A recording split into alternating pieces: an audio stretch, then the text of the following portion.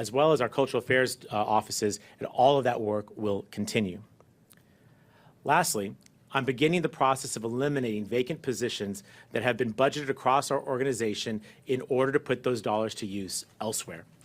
So as part of my reorganization today, I'm eliminating an additional 16 vacant unclassified management positions that will result in a savings of $2.8 million. All in all, everything that I've just shared with you, the elimination of 31 positions will net an annual savings of over $5 million taxpayer dollars. This is $5 million that we'll have available to us to put toward keeping police on our streets, not browning out fire stations, continuing our progress of fixing the damn roads, and getting more homeless into housing.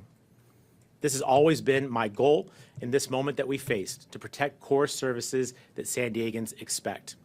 The actions I'm enacting today are not easy, but I believe reflect government efficiencies that are necessary and a full implementation of the strong mayor form of government that voters approved back in 2004. As I shared in my State of the City address, I refuse to let our financial challenges stall the progress that we have made. San Diego will not move backward. We will also not ignore reality and hope that things improve on their own. What we will do, and what I am doing today, is take action to improve the situation right now. San Diegans should know that your city government is making tough calls right now so that we can avoid even harder decisions down the road. And as we move forward, I will continue to lead this city with transparency about where we stand, the will to make the tough yet responsible decisions for our future, and most of all, a steadfast commitment to serve the people of San Diego. And with that, I'm happy to answer any questions you may have. What are the savings associated with the consolidated departments beyond any vacant positions that were eliminated within those? Well, to tally what I so 5.4. Where do they come from? Where do the savings actually come from, if not just reducing vacancies or eliminating vacancies? So eliminating vacancies is a part of that. When departments are formed, they do carry an administrative cost that comes with them. Again, positions, there's just overhead that gets eliminated. I'll be very transparent. We are asking certain departments to do more, right? So in the library department, to take on the Office of Child and Youth Success, I believe in our director of the library services. I think she's very capable. That will be a part of her responsibilities. That work was performed by somebody else. That will no longer be done. So there's capacity there is what I'm saying. So generally speaking, it is the positions. We are a service organization. Most of our costs are associated with employee costs, but there is general overhead that will be eliminated by the consolidation of these departments. At a budget committee meeting a couple weeks ago, there was a lot of people who brought up the COO, a lot of council members. I'm sure you heard that, and the president of the Municipal Employees Association, they were all kind of like, where is Eric Dargan, who is managing this city? And so I guess, how do you react to that? Did you have concerns about Dargan's management of the city? I don't react to that. Today's announcement is budgetarily driven. This and the other positions, total of 31 that we're eliminating today, are all driven by our need to balance our city's budget and doing it in a way that maintains as much service as we can in our neighborhoods. Obviously, internal reductions like the ones I'm announcing today, in particular the elimination of the Office of Chief Operating Officer, is a way that I can see making reductions with substantial savings that don't impact neighborhood service levels. So no concerns about his performance? We have made a decision based on budgetary needs at the moment. And that's not a reaction to anything. That is other than our fiscal situation that we're currently in. Remind you all, you sometimes may forget, different levels of government, the city is required to balance its budget. It's not optional. So we have to make tough choices. I don't get to print money like they do in federal government. I've got to balance this budget. This is a way to do that, again, without reducing neighborhood service levels. Quick Were any other employees actually eliminated? Homelessness programs, housing commission, shelters supposed to come online? No announcements to that. In fact, John, you may remember in my State of the City address, despite the reductions we need to make, my commitment is to increase our number of beds in our city, right? And I know that's a bit odd, right, when we're talking about reductions, but when I go around the city, the number one thing people talk to me about is homelessness. So even in this time of austerity, we're going to find ways to get more beds. And you saw just on Friday, the San Diego Housing Commission voted to move forward with a 200-plus bed shelter in downtown San Diego. That came on the heels of the council's action early in the week, providing me direction to try and find a new facility here in downtown, as well as add more beds at Veterans Villages on Pacific Highway. So the takeaway from this is that there will be more budget news in the months ahead. This is not a budget introduction. These are cuts I'm taking now in order to yield savings for next year's budget, right? But this is $5.4 million worth of budget cuts. More will surely come, but you hear me again and again. The commitment is public safety, homelessness, housing, and infrastructure. We're going to do our level best to maintain or potentially increase service levels in any of those areas. Naturally, that will necessarily come at the expense of other services that we have to provide. But my hope is that we continue to address this comprehensively. You've seen the City Council take action to increase revenues. You see us taking steps to try and reduce costs, both the reductions today, as well as doing things like renegotiate or vacate leases of privately owned facilities the city is currently using. All of these things rolled up together will give us to that balanced budget that we're legally required to provide, but hopefully doing it in a way that doesn't make reductions to key neighborhood services and certainly not to homelessness, where I'm still hopeful that through economizing that we can actually find ways to actually increase service levels in that particular issue. A reflection, again, of the city's priorities. Besides the COO and the vacant positions, were any other jobs eliminated or under consideration to be eliminated? Well, we have the 31 positions that are mentioned today, right? So COO plus 30 additional. Most of those are, I believe all of them, but one was vacant. So, but that's costs that we still have on the books. So those are going to come off. And that's permanent. That's go forward. In terms of where other things considered, of course, everything is on the table. We can leave no stone unturned. It's a $258 million budget deficit. And so more cuts will come. Today's about 5.4 million, right? So to John's question a moment ago, more will surely come. But again, it's a comprehensive approach. As I stated in the State of the City address, it's not just cutting our way to balance. It's making sure that we do the structural changes that are necessary. And as I also mentioned in that same speech, not simply doing things the way they've always been done. When the strong mayor form of government was created, the first strong mayor created a chief operating officer. That has been the status quo for the last 20 years or so. When doing this wholesale examination of the way that we're doing business today and whether or not it needs to continue that way, this was one reduction that we could identify. I believe that we can make this reduction. The people of San Diego won't necessarily feel it, and it will yield a substantial savings that we can avoid cuts elsewhere in our organization. Like you mentioned, this is about 2% of the deficit. At the beginning of the speech, you talked about additional revenue-generating measures. Would those be able to be enacted in time to balance the budget before June? Most of what we're looking at is possible, yes. And I don't know if I need to repeat the question, but in terms of the revenue that we're looking at, and you've seen the City Council already take action on parking meters. Additional action may happen there. Our comprehensive user fee update is advancing. Those two combined, at least currently, is somewhere in the order of $40 million. You see the implementation of a refuse collection fee. You see the yielding, hopefully, of a tourism tax increase that was approved by the voters almost 5 years ago that has not been resolved. We believe that will get resolved soon, and that will yield some additional dollars. So, you roll all up those things I mentioned to you now is somewhere on the order of 150 million or so. So we're getting there. But my message to San Diegans is that there's a lot between now and final budget adoption in June that we're going to have to go through. Today is simply a step in that process to show how serious the situation is and how we're making internal efficiencies before we ask the people of this community to yield or have to experience any kind of service level reductions.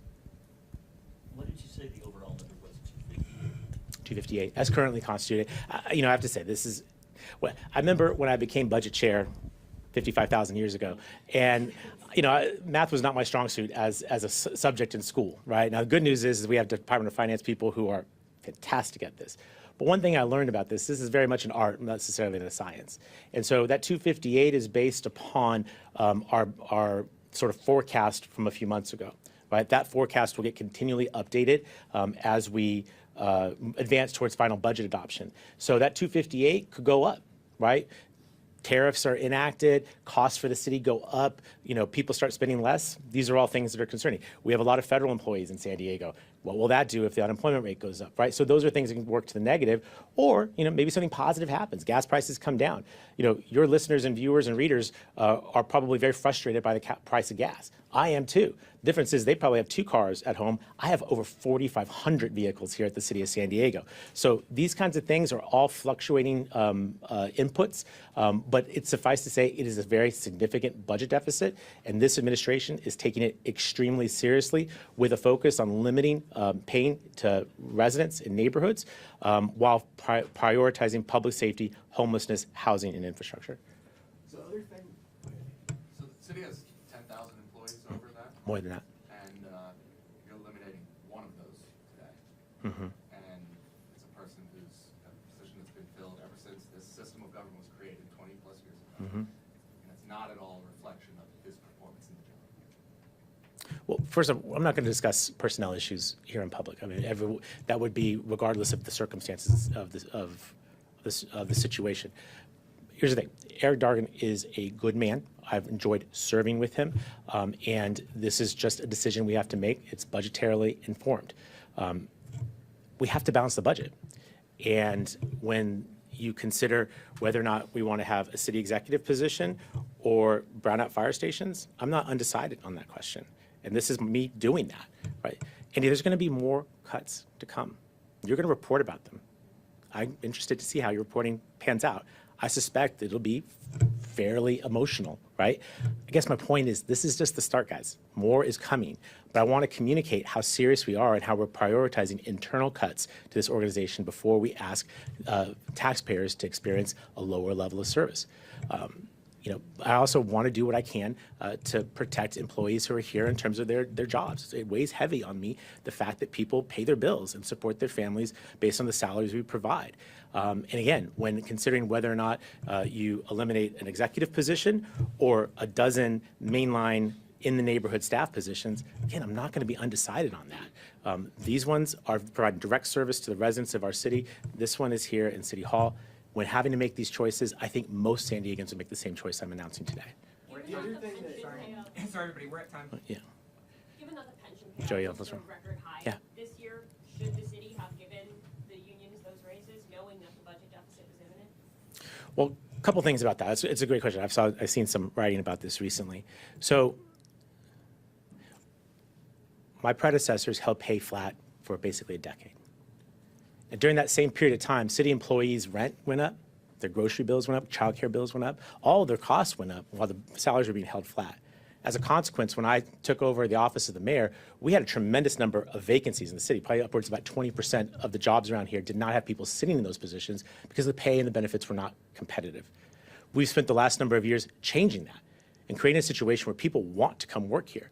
We had a hiring fair a year or so ago. We had people wrapped around the block. People want to come work here.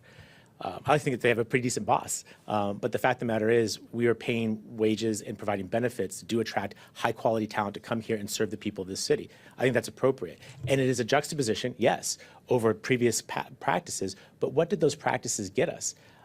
Still structural budget deficit, but without being an employer of choice, really meaning that streetlights were being left unrepaired, potholes being left unaddressed. We have changed that. We had to necessarily raise pay, but it wasn't just a one-time hit. This is trying to amortize, almost a decade's worth of inflation that previous administrations just chose to overlook. So I think that's appropriate. With regard to where we're at, what I explained to John just a moment ago, when making those adjustments, you could not necessarily foretell where we would be. Where's Wall Street going to be? What are the returns there? What is the market going to do? We've made increases, so have other people. I would say we're basically at par with market. We'll have to find out. Again, this is the nature of the work that we do. I think the adjustments that were made were positive. It's got us to a situation where, we're not hemorrhaging talent like we have previously. In fact, we've brought some pretty high quality folks here to help us do more on behalf of the people of the city. But relitigating past experiences, going back to some of the efforts that were done in the past that hurt our employees and really caused them to exit. Listen, I was a student of history for a reason. I'm not interested in repeating that going forward.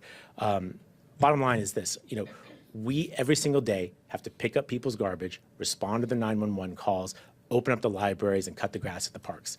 You can't do that without people. We did that for a while. It did not work well. We're changing that now, and we will get through this. I think that's also a message I want to make sure very clear. Every city employee I've talked to, if they've been here any appreciable amount of time, they've seen ups and they've seen downs. This is just what happens with our organization. My commitment to you all is to take every bit of the experience that you all have allowed me to have over 16 years in public office and put it to use to make sure that we balance this budget appropriately while maintaining the priorities that San Diegans have told me very clearly that they want.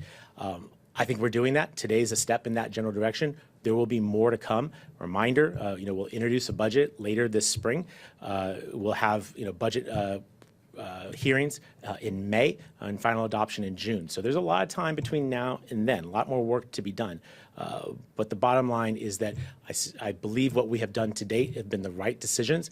I think today's announcements are also the right decisions. And my goal going forward is to continue to make the right choices to do what is the goal for this year, which is to fundamentally address the structural budget deficit so that I'm not back here a year from now telling you the same story the way that we have been doing for so long in this building.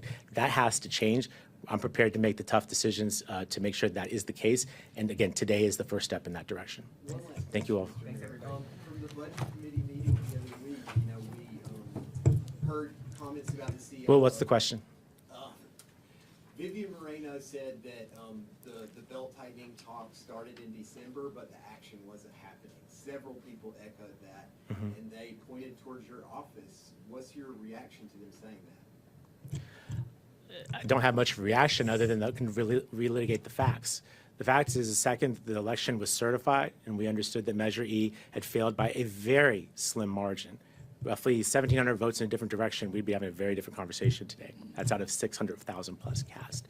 We immediately instituted a hiring freeze, a stop funds block on discretionary spending, and taken other actions. Today is the next step in that. Between now and then, between that first step and now, we've seen things like the parking meter rates, the user fees. There's a lot behind this. Not all of it constitutes council action, so I'll be forgiving to the council members for maybe making that observation. They aren't necessarily updating the user fee nexus study that is required under the law before they can vote on a permit or a fine adjustment, right? We are doing the work. We will have the work done. We will pass a balanced, on-time budget. I don't have any doubt about that. But that work is not done in one city council committee hearing. That work is done daily and will continue going forward. Today is simply the announcement of a series of decisions that I want the public to be aware of. But there have been many that have predated this announcement today. There'll be many more in the months ahead, and I look forward to telling you all about them as they become available. Thank you.